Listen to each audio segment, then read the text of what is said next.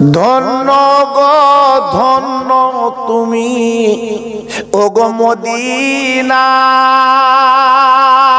সুবহানাল্লাহ বললেন না? আর জোরে বলা গেল না?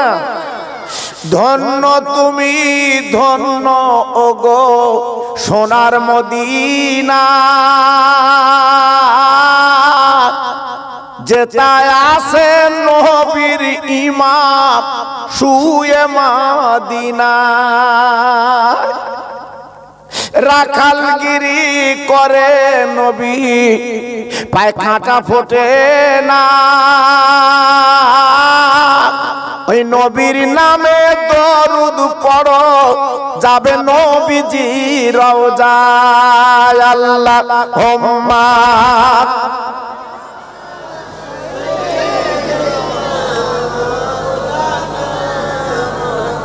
ওয়া আলা আলি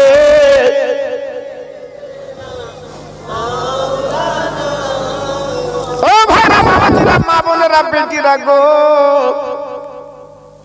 আজকের আমি আপনি চিন্তা করি আলাদা। আজকের আপনাদের এই জলসায় আসার আগে আমি থানার সামনে দিয়ে আমার গাড়ি আসে, আজকে থানার সামনে দিয়ে না আসে আমি আল্লাহর ওলির মজারের রওজার পাশ দেখতে এলাম। ওনার গম্বুজের উপরে লাইট জ্বলছে। বাবা কি সুন্দর গেট, আপনার তো সবাই জানেন। আমি ওখানে একটুখানি দেখলাম, আমার মনটা ভরে গেল। বাবা এই ভাঙড় বলে না এলাকার মানুষ, আপনারা মাঝে মাঝে যান, জিয়ারত করেন, আল্লাহর ওলির কাছে মোনাজাত করেন।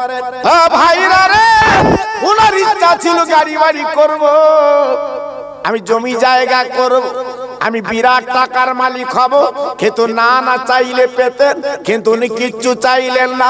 এমন জীবন তৈরি করে ভাঙড়ে চলে গেলেন। আজকের মানুষগুলো পাগল, ওনার রওজা জিয়ারত করতে লেগেছে।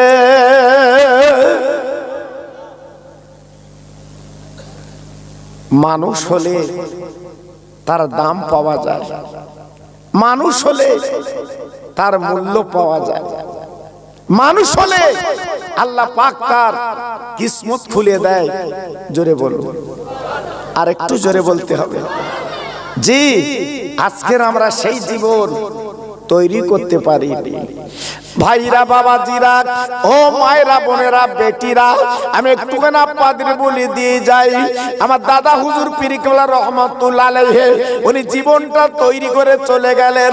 মানুষ হলেন পাগল বেনে গেলেন। উনি বাংলাদেশ চট্টগ্রাম জলসায় গেলেন। আমার দাদা হুজুর পীর জলসার পরে সকালবেলাটা হিন্দু মানুষ এসেছেন, নাম তার প্রতাপ চন্দ্র সেন। আমার দাদা পীরের কাছে বসে গেছেন। আমার দাদা পীর হুজুর ডেকে বললো, বাবা তোমার নাম কি? বলে আমার নাম প্রতাপ চন্দ্র সেন। আমার দাদা হুজুর পীর বললো, বাবা তুমি আমার পাশে বসলে কি ব্যাপার? বলে হুজুর আমি লেখাপড়া জানালো, আমি রিসার্চ করে দেখেছি পৃথিবীর জমিনে ইসলামের কোনো বিকল্প না। একটু আস্তে বলুন, আর একটু জোরে বলুন। চাচা 36 বছর নামাজ পড়তেছে, দোয়া কুনুত জানে না, চালিয়ে যাচ্ছে। জি, আবার মাঝে মাঝে চাচা নিয়ত করে থুতু ফেলতে যাচ্ছে। কি নামাজ চালাচ্ছে আল্লাহ জানে। আমার নামাজের মাঝখানে পাঞ্চি বলছে, হ্যাঁ তোর এই নামাজ? আল্লাহু আকবার। নামাজের মানে কি? অন্তর মাঝো মাঝো মাঝো, তারপরে পড়ো নামাজ। অন্তর পরিষ্কার করো। নামাজে যখন তুমি দাঁড়াবে মনে মনে করবে আমি পুলসরাতে দাঁড়িয়ে আছি, এর নাম নামাজ। আর আমরা নামাজ পড়ছি মনে মনে করছি চায়ের দোকানে বসে রয়েছি। নামাজ হচ্ছে তো? জি, অত সহজ না। আমার দাদা হুজুর পীর কেবলা ডেকে বললেন, বাবা তুমি কি বলতে চাচ্ছ? ওই আব্দুল মোমেন বলে না প্রতাপ চন্দ্র সেন বলেছিল, হুজুর আমি বড় একটা চাকরি করি, আমি বড় মাইনে পাই, আমি অনেক টাকা মাইনে পাই, আমার কোনো কিছু দরকার নেই, আমি চাকরি করব না। আপনি মুজাদ্দিদুল জামান যখন বাংলাদেশে এসেছেন, এই চট্টগ্রামে যখন এসেছেন, এইখানে যখন এসেছেন, আমি আপনার প্রতাপ চন্দ্র সেন আমার মনটা ভরে গেছে। আমি রিসার্চ করে দেখেছি, আপনার হাতে হাত দিয়ে আমি জীবনটা তৈরি করতে চাই।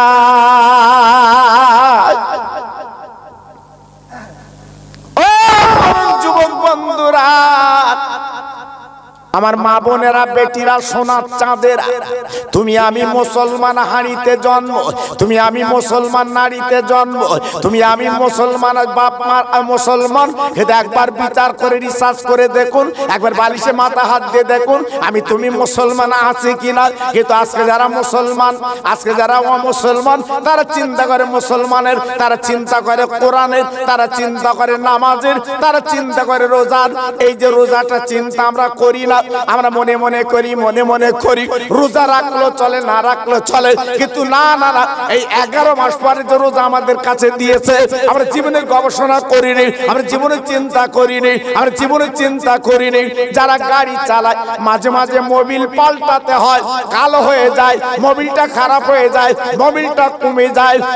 দুনিয়ার গাড়ি চালাতে গেলে যদি মোবিল পাল্টাতে হয়, বন্ধু তোমার শরীরটা একটু মাঝে মাঝে মাঝে মাঝে ওয়াশ করার দরকার আছে, পরিষ্কার করার দরকার আছে। কি দিয়ে পরিষ্কার করবে বাবা? তাই বছরে বলে না একটা মাস আল্লাহ রোজা দিয়ে দিলে, দিনের বেলা খাবি না, রাতের বেলা খাবি, তোর শরীরটা ওয়াশে পরিষ্কার হয়ে যায়। আর রোজার সময় আমাদের গ্যাস হয়, হুজুর গ্যাসের বাইরে থাকতে পারে না, কিরকম হয়? গ্যাস হবে না কেন? কই বিড়ি খেতে তো বল দিতে যাচ্ছে না, হ্যাঁ সে বিড়ির পাশাও টান দিচ্ছে চাচা, এত নেশা। জি পায়খানা যাচ্ছে, ধরে গিলে যাচ্ছে, আবার গাঁটিতে একটা লেছে, ওখানে বসে কতন দেবে চালাবে। মুসলমান মুসলমান জি আজ আমাদের বেদিয়ারা এত আসছে কেন বাবা? বলো একটু, ভেবেছে কেন এত হচ্ছে? সুফি আব্দুল মোমেন আমার দাদা হুজুর পীরের হাতে হাত দিলেন, প্রতাপ চন্দ্র সেন কলিমার দাওয়াত নিলেন, কালেমা লা ইলাহা ইল্লাল্লাহু মুহাম্মদ রাসূলুল্লাহ। আমার দাদা হুজুর পীর কলা বললেন, বাবা ও প্রতাপ চন্দ্র সেন, ওই নামটা রাখা চলবে না, ওই নামটা রাখা চলবে না। আমি তোমার একটা নাম দিলাম, আমি মুজাদ্দিদ জামান তোমার নাম দিলাম, তোমার নাম সুফি আব্দুল মোমেন।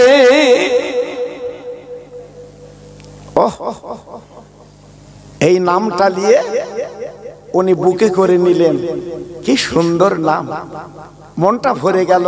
আমার দাদা পীরের রাখা নাম। জি আমাদের বাচ্চা হলে মসজিদের ইমামকে ডাকতে হয়, ভালো লোক ডাকতে হয়, আল্লাহর আলেমদের ডাকতে হয়, বাবু আমার ছেলের নামটা রাখো দিন বাবা, আমার মেয়ের নামটা একটু রাখো দিন বাবা। আল্লাহর আলেমরা জানে, নামের মানে জানে, নামের তাৎপর্য জানে। আল্লাহু আকবার। এই নামগুলো রাখতে হয়, এই নামগুলো রাখতে হয়। জি বাচ্চা হয়ে হয়ে মরে যায় বলে বাপ নিজে রেখেছে, মেয়ের নাম পয়সা, আর মরবে না, পয়সা রেখেছে আর মরবে কেন? আল্লাহ, পয়সা মানে কি জানো? বাদ দেবা। তা তুমি কি ওরে বাদ দেবা?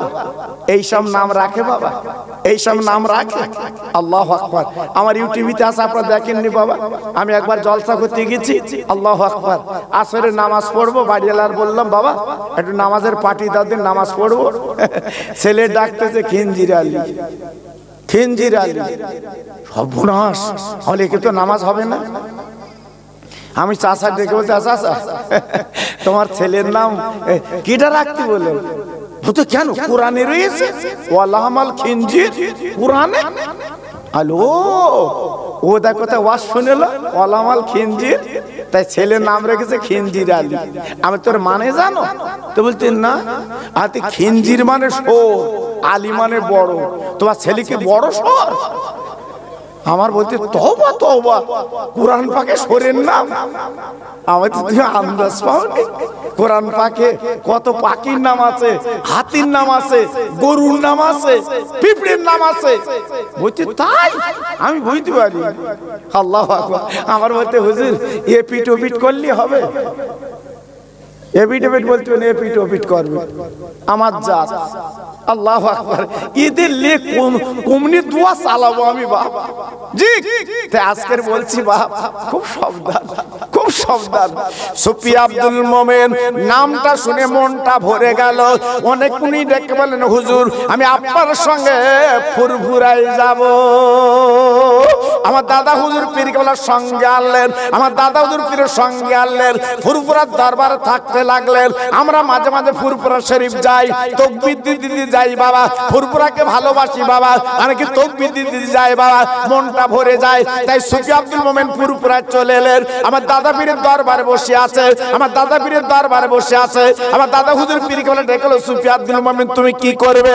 সুফি আব্দুল মোমেন বলে, হুজুর আপনি যা অর্ডার দেবেন তাই করব, যেটা আপনি হলেন আমার পীর, আপনার কথা মতো আমি চলবো, আপনার কথা মতো চলবো, আমি এদিক ওদিক যাব না, আমি এদিক ওদিক যাব না। জি, এই জন্য তো পীরের ব্যাপারটা কিন্তু আলাদা। অনেকে পীরের সাথে পাল্লা দেয়, তাল্লা দেয়, অমুক পীর হুই দেখো কি করছে দেখে। কোন ইমাম সাহেব যদি কোনো মহিলার সঙ্গে একটু কথা বলে রাস্তার ধারে, বা কোনো মহিলা যদি মাথায় ফুঁ দিতে যায়, আল্লাহু আকবার, ফলো রেখেছে, ফলো রেখেছে। হ্যাঁ তোমরা তার পেছনে নামাজ পড়ো, সব জায়গায় ফুঁ দিচ্ছে। আচ্ছা বলো দিন দেখি বা, জি উনি হোড় করে দিচ্ছে এখানে ওখানে ঘুরিয়ে, আর হুজুর একটু ফুঁ দিয়েছে ওইলে সারা গেরাম। চিন্তা করেছেন আমরা আছি কোথায় বাবা? জি হুজুরির দোষটা ধরার জন্য পাগল। এই তোমার নিজের দোষটা ধরো, নিজের দোষটা দেখো। আল্লাহু আকবার, আমরা সেদিকে নেই বাবা, অন্যের দোষটা ধরার জন্য কিন্তু পাগল।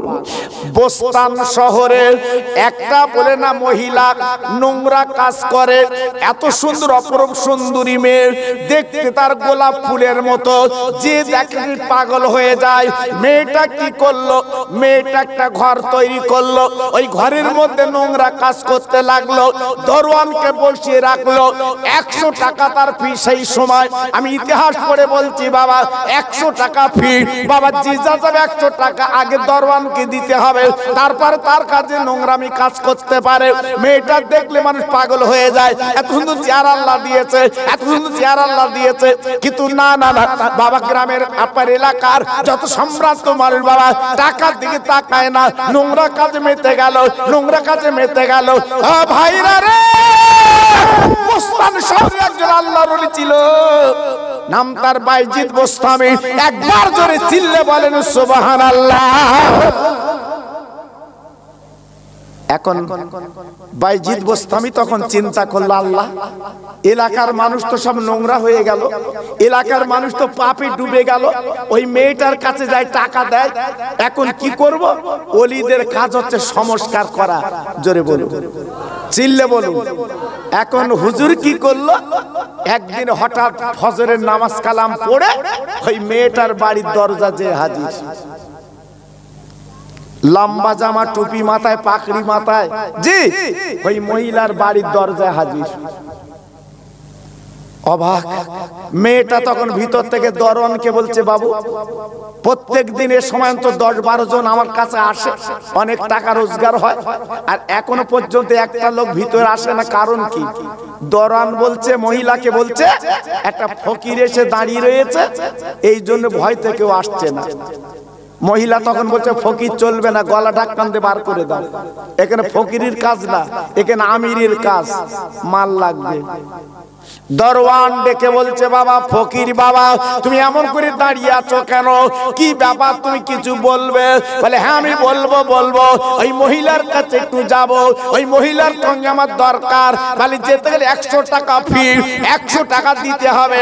আল্লাহর ওলি দেরি করলেন না, 100 টাকা বার করে দরওয়ানকে দিয়ে দিলেন। দরওয়ান চিল্লা বললেন, 100 টাকা দিয়েছে, বলো না কাশতে দাও। ও ভাইরা রে, যারা যারা দেখছিল বাইরে থেকে অবাক হয়ে গেল, চিন্তায় পড়ে গেল, দিমাগ খারাপ হয়ে গেল।